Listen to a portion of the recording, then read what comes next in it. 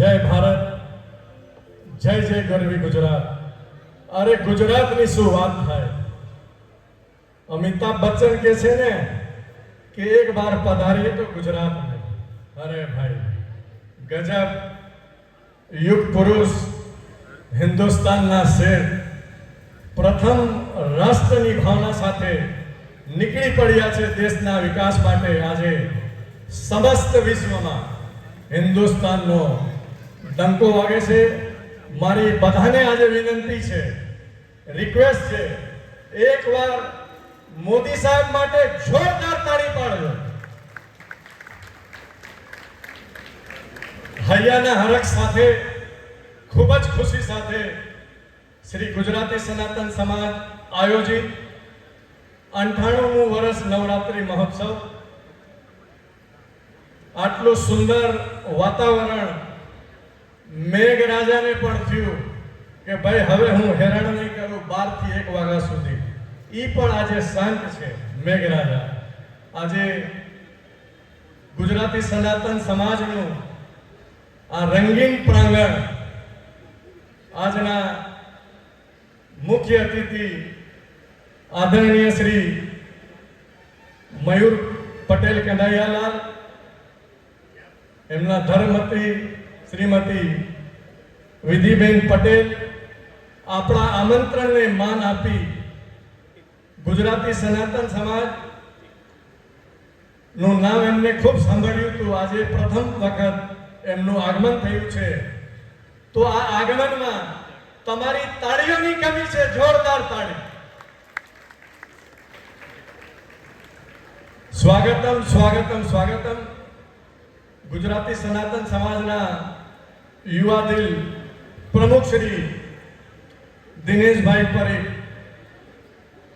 બહુ સંક્ષિપ્તમાં કહીશ, ઘણી ખુશી છે એટલે થોડું ભલે 2 મિનિટ મોડું થાય સાહેબ. દિનેશભાઈ પરેખ જ્યારથી પદભાર સંભાળ્યું તો સતત સમાજની ચિંતા, એમની સાથે સંપૂર્ણ ટ્રસ્ટી મંડળ રજનીભાઈ પરેખ, રશ્મિભાઈ ઠક્કર, પ્રફુલભાઈ આડેસરા, દીપકભાઈ ટાંક સાહેબ. 15 ઓગસ્ટ 1967 ગુજરાતી સનાતન સમાજ ભવનની સ્થાપના. સમાજના પૂર્વજો, વડીલો, માતાઓ અને સમસ્ત સભ્યોના તન મન ધનના સાથ સહકાર સાથે આ સમાજનો માતા રાણીના શક્તિ પ્રમાણે વિકાસ થાય છે. આમાં બધાનો સહયોગ છે. આપ જુઓ છો, હમણાં થોડાક સમય પહેલા 2 એસી હોલનું ઉદ્ઘાટન થયું આ સમાજના પ્રાંગણમાં. તો સાહેબ આ તો એક સપનું થઈ ગયું.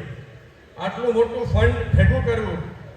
અમે બધાને રિક્વેસ્ટ કરી, ખબર ન પડી, પણ આ ભવનમાં 2 એસી હોલ ઊભા થઈ ગયા.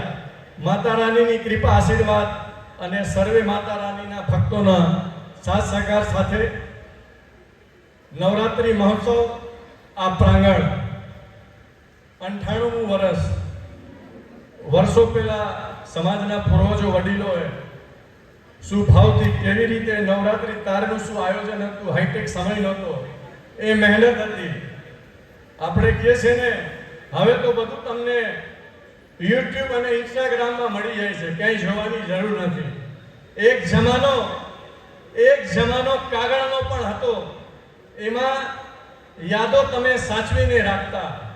હવે તો મોબાઈલના ટેરવે મિનિટમાં તમે ડિલીટ થઈ જાય છે યાદો. હવેનો આ સમય છે, પણ એ સમયને પણ આપણે કબલ કરવું જોશે.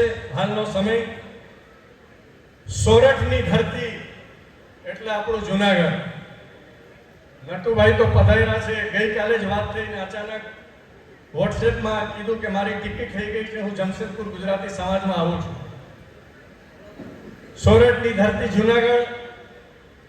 રાજુભાઈ ભટ્ટ અને નીરુબેન દવે છેલ્લા અમુક વર્ષોથી આ પ્રાંગણને ઉદયમાન અને શોભા વધારે છે, ખૂબ આનંદ કરાવે છે. અરે એ ધરતી તો જુનાગઢની, જ્યાં ઝાડવે ઝાડવે સંતો બિરાજે છે. એ ભૂમિને કેમ ભૂલીએ? એ પણ આપણું ગુજરાતનું એક ઉદમગન સ્થાન છે જુનાગઢ. સર્વે સભ્યો આજે પહેલું નોરતું હવે બહુ વધારે ન કહેતા આપ સર્વેને એક વિનંતી, અરે આ તો માતા રાણીનો દરબાર છે. વિશ્વની ગુજરાતી સંસ્કૃતિ જે નામના ધરાવે છે, સરળ શાંત સ્વભાવ, દેશના વિકાસમાં ભાગીદાર ગુજરાતની સંસ્કૃતિ, દરેક સંસ્કૃતિના સન્માન સાથે હવે આ મંચની જે પ્રસ્તુતિ છે એ સચિનભાઈને વિનંતી કરું છું કે હવે આ પ્રસ્તુતિ જે છે હવે શરૂ થશે. હવે સમાજના પ્રમુખ શ્રી દિનેશભાઈ પરીખને વિનંતી, રિક્વેસ્ટ એમનું ઉદ્બોધન. દિનેશભાઈ પરીખ.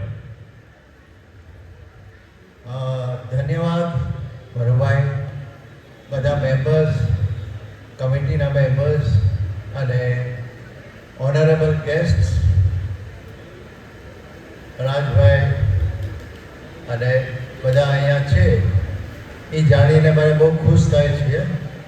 અને આપણે આજે નવરાત્રિનો ઉત્સવ ચાલુ થાય છે અને બધા ધગશથી કામ કરશો અને સારા સારા પ્રોગ્રામ પ્રસ્તુત કરે એવી મને મેરી રિક્વેસ્ટ છે. હવે હું માઇક આપું છું એમને અને તમે જરા આગળ પ્રોગ્રામ આગળ વધારે. ધન્યવાદ બધાનો for coming here. Thank you. Dineshbhai તમે ઉભા રહેજો અહીંયા.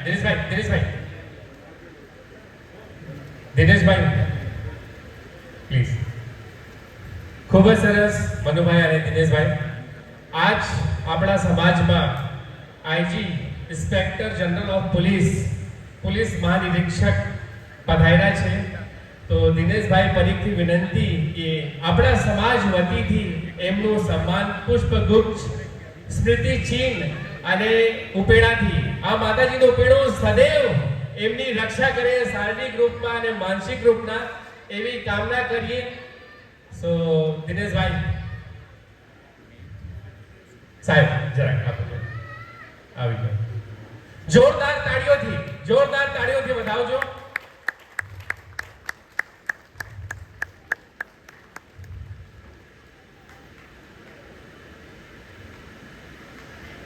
ફ્લાવર, પુષ્પગુચ્છ, દિનેશભાઈ ફ્લાવર અને આ સ્મૃતિ ચિહ્ન પણ આપણા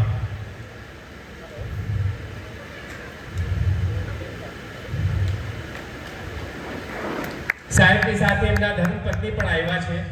તો એમનું સન્માન માટે સમિતિ તરફથી શ્રી પશમબેન આડેસરાને વિનંતી મંચ ઉપર આવે અને પુષ્પગુચ્છથી શ્રી વિધિબેન પટેલનું સન્માન કરે. પશમબેન આડેસરા જરા આ બાજુથી આવજો. આ ચીકડું છે.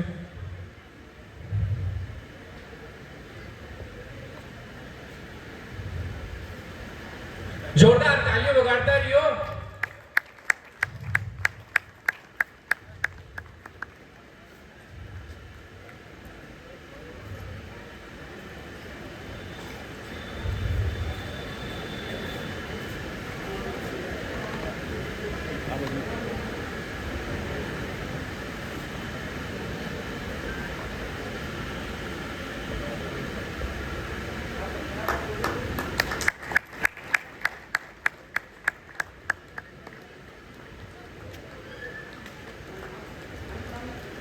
જોરદાર તાળીઓ.